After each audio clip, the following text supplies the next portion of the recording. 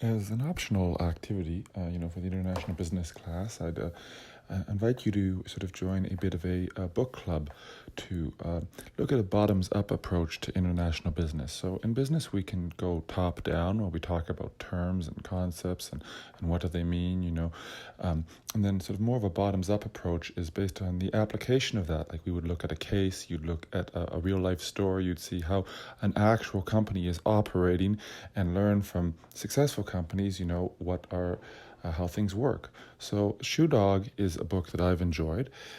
It's by Phil Knight about Nike, and it's interesting to me because it's Nike before it became big in the 1960s when he had just graduated from university, and he starts off as a company called Blue Ribbon Sports, importing shoes from Japan and selling them at track meets and making $8,000 a year. And then he starts ordering more, and there are supply difficulties. There's a cultural issue, because they're not a Japanese company. They don't get their inventory as soon as they would hope. His college coach wants to make improvements to the shoe, and it's hard to get the company to do it, and they have these supply difficulties. They try to distribute it more, they try to find new areas where they can make the shoes, and eventually decide the best route to do it is to form their own company and locate a factory overseas that they can control.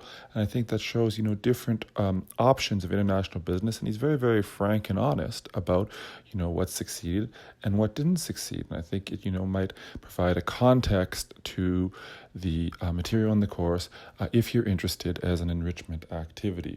If you're interested, we'll, you can get it at the school library, the public library, but we can start, I'll create a Google Classroom for you to join. The code's here on the screen, and we can start after Thanksgiving. Anyway, I hope you'll find it interesting, and maybe even if you don't want to participate in this book club, you'll still take the time to read the book over the year, because I think it's a very good story, and we all know what Nike is now, but we don't know some of the international business stories behind it.